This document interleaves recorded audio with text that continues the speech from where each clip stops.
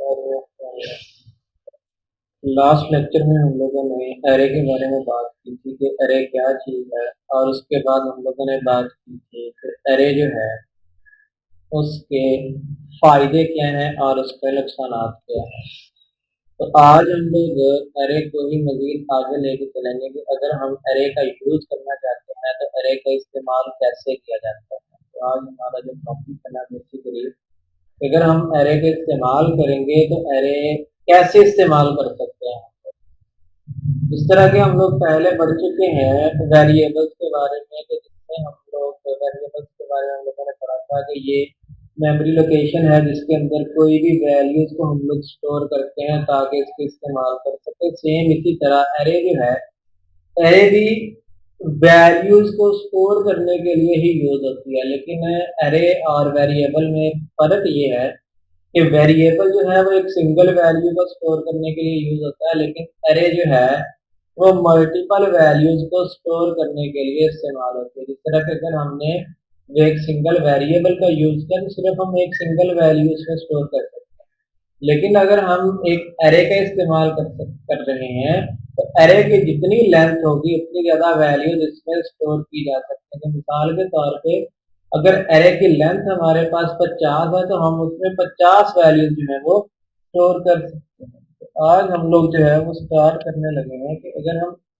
Use करते हैं array को, जिस तरह हम वेरिएबल को यूज करते हैं, तो वेरिएबल को यूज करने से पहले वेरिएबल को डिक्लेयर करना जरूरी होता है। सेम इसी तरह अगर हम एरे को यूज करेंगे तो एरे को डिक्लेयर करना भी जिनका जरूरी होता है। तो आज हम लोग पढ़ने लगे हैं एरे डिक्लेरेशन।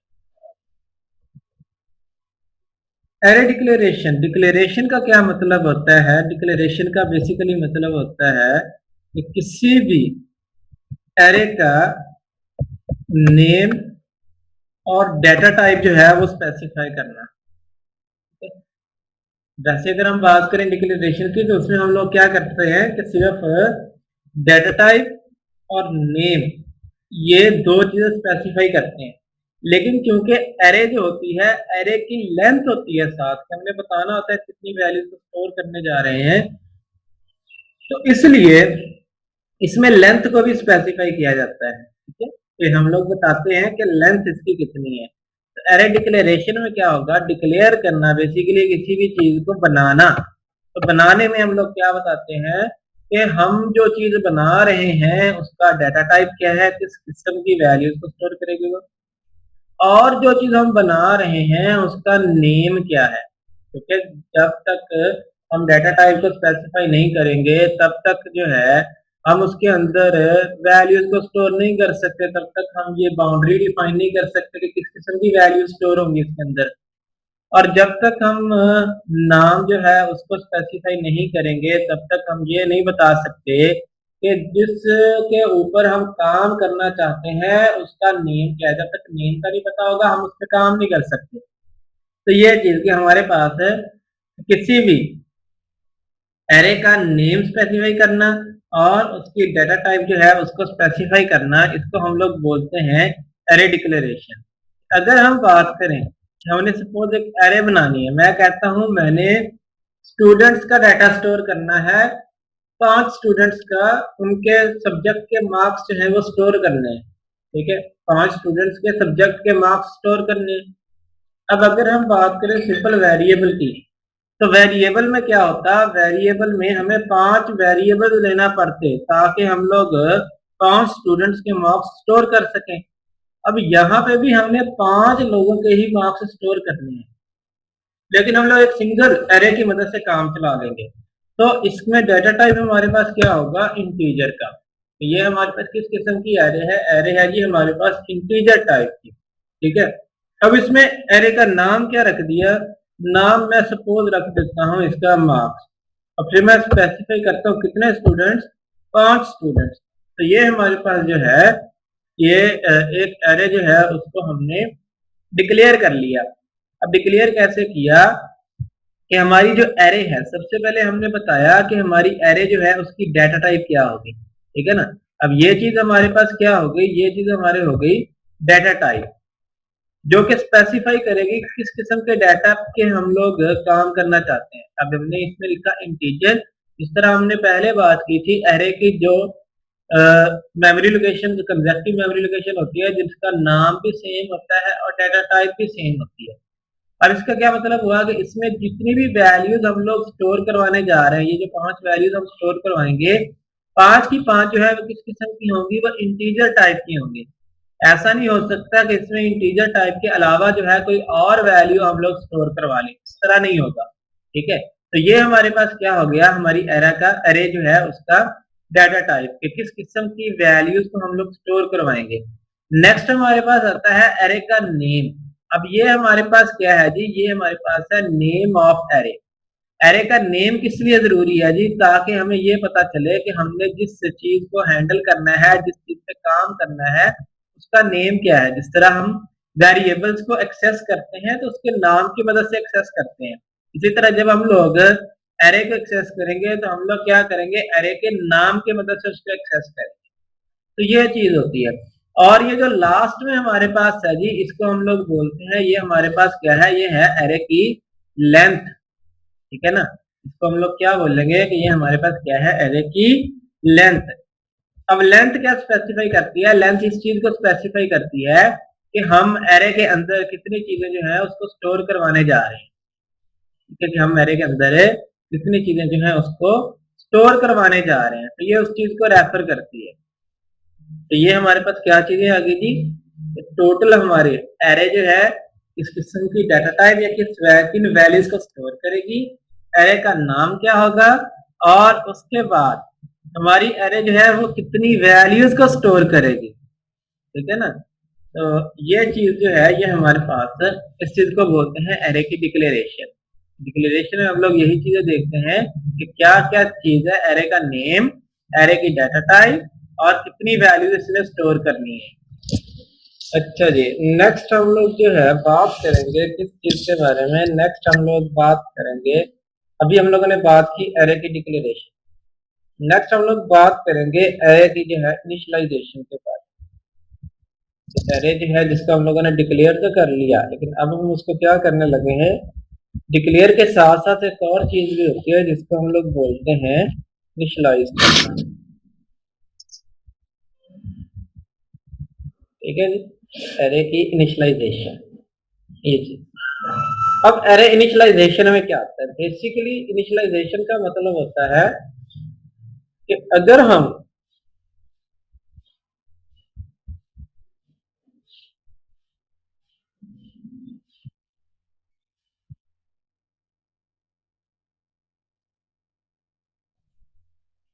हाँ जी क्लास, तो हम लोग बात कर रहे थे एरे इनिशियलाइजेशन के बारे में। तो एरे इनिशियलाइजेशन क्या होता है, basically specifying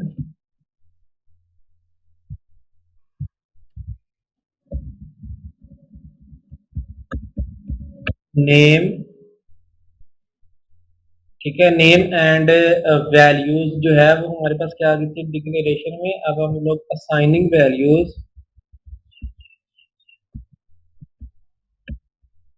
assigning values to array is called array initialization।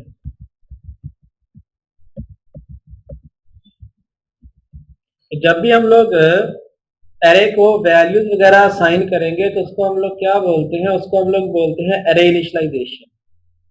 अब कैसे असाइन कैसे की जाती है, बेसिकली इसमें भी यही काम होता है। सबसे पहले हम लोग एरे की डाटा टाइप, इंटीजर टाइप की एक एरे, मैंने नेम उसका एरे ही लिख दिया, लेंथ है उसकी 5। ठीक है, अब इसको वैल्यू असाइन करनी है। असाइन कैसे होती है, दरमियानी ब्रैकेट के अंदर। अब इंटीजर वैल्यूज हैं तो 1, 2, 3, 4, ये इस तरह करके जब भी हम लोगों ने वैल्यूज को असाइन करना है तो वैल्यूज को सेपरेट करने के लिए कॉमा का इस्तेमाल किया जाता है। अगर मैं यहाँ पे कॉमा यूज नहीं करूंगा ना किसी के अंदर भी, मिसाल के तौर पे यहाँ से मैं कॉमे अगर हटा देता हूँ, ठीक है, तो क्या होगा, ये एक सिंगल वैल्यू कंसीडर की जाएगी। इसलिए वैल्यूज के दरमियान जो है वो कॉमे डालना जो है वो जरूरी होता है ताकि सेपरेट कर सके वैल्यू। अब ये जो हम लोगों ने यहाँ पे एक एरे डिक्लेयर किया है, अब एरे होगी कैसे बेसिकली कि ये हमारे पास मेमोरी लोकेशन जिसकी बन गई 1 2 3 4 और 5। ठीक है, अब इसमें वैल्यूज क्या है जी, यहाँ पे हमारे पास 1 है, ये हमारे पास 2 है, ये हमारे पास 3 है, ये हमारे पास 4 है और ये लास्ट में हमारे पास क्या आ गया जी 5। अब ये 5 वैल्यू स्टोर हुई है, इसका नाम क्या है जी, नाम है इसका एरे। ये 5 वैल्यूज किसके अंदर हमने स्टोर की हैं, ये हम लोगों ने स्टोर की हैं एरे के अंदर, और इसमें डाटा टाइप इसकी क्या है, इंटीजर टाइप। ये देखिए सारी की सारी वैल्यू जो है वो इंटीजर टाइप की है। अब ये वैल्यू स्टोर किस लिहाज से होती है, वैल्यू स्टोर होती है इंडेक्सेस के लिहाज से। ठीक है, किसके लिहाज से स्टोर होती है, इंडेक्सेस, और इंडेक्सेस जो है वो हमेशा स्टार्ट होते हैं 0 से। इंडेक्स का मतलब है कि कौन सी लोकेशन पे मौजूद है।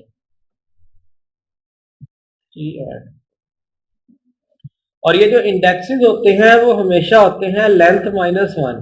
अगर हमने देखना हो कि हमारा इंडेक्स जो है वो कहां तक चलेगा, तो इंडेक्स किसके बराबर होता है जी, लेंथ -1। लास्ट इंडेक्स जो हमारा होगा वो होगा लेंथ -1 का।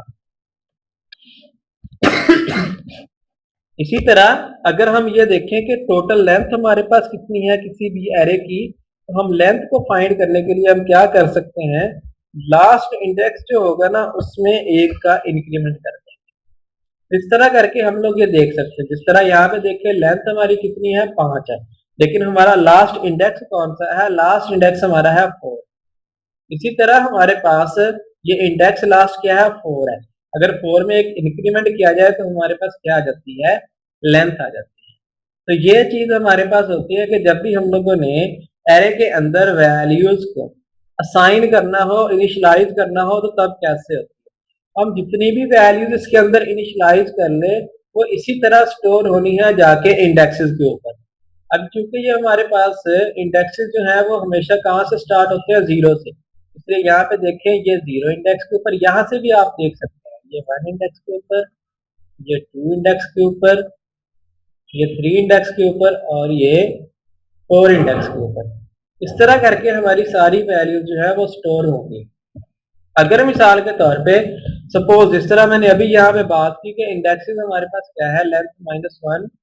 ठीक है, और लेंथ किसके इक्वल होती है, इंडेक्स, लास्ट इंडेक्स के अंदर एक इंक्रीमेंट करती है। तो अगर सपोज हमारे पास एरे की लेंथ जो है वो हो जाती है 1000, तो जो लास्ट इंडेक्स होगा ना वो कौन सा होगा, वो होगा जनाब 1000 - 1 इज इक्वल टू, ये देखिए जी 999। ठीक है ना, कि उसमें से हमने क्या किया जी, एक कम कर दिया। इसी तरह कि अगर हमें ये ना पता चल रहा हो कि हमारी एरे जो है उसकी टोटल लेंथ कितनी है, तो जितने भी इंडेक्सेस हैं लास्ट इंडेक्स उसमें से फाइंड करें, लास्ट इंडेक्स के साथ क्या कर ले जी, +1 कर ले। वैसे तो इसके अंदर बिल्ट इन फंक्शन भी होते हैं, प्री डिफाइंड फंक्शन भी होते हैं लेंथ का, लेकिन अगर उसको यूज नहीं करना, वैसे ही देखना, तो हम लोग इस तरह से देखते हैं। ठीक है, तो ये हमारे पास क्या होगा जी कि अगर हम एरे के अंदर वैल्यूज को इनिशियलाइज करवाते हैं तो वैल्यूज कैसे जाएंगी एरे के अंदर। अब ये चीज हमारे पास क्या होगी जी कि हमने क्या कर लिया, एरे को डिक्लेयर वगैरह कर लिया और हमने एरे के अंदर वैल्यूज को इस तरह से खुद से अपनी मर्जी से स्टोर कर लिया। अगर हम एरे के अंदर वैल्यूज को स्टोर कर चुके हों और बाद में हम लोग उन वैल्यूज को एक्सेस करना चाहते हैं, तो तब हम कैसे बोलते हैं, उसको हम लोग बोलते हैं एक्सेसिंग एरे एलिमेंट्स। ठीक है, वो इंडिविजुअल भी होता है, वो तमाम के तमाम भी होते हैं। तो नेक्स्ट लेक्चर में हम लोग इंशाल्लाह इस चीज के बारे में बात करेंगे कि एक्सेसिंग एलिमेंट्स फ्रॉम एरे के अंदर जो है वो अगर एलिमेंट्स को एक्सेस करना हो तो वो कैसे होगा। आज जो है वो हम एरे की डिक्लेरेशन और इनिशियलाइजेशन के बारे में पढ़ चुके हैं। इसके बारे में अगर आप लोगों को कोई प्रॉब्लम हो, कोई आप लोगों का सवाल हो, तो वो आप लोग जो है मुझसे पूछ सकते हैं।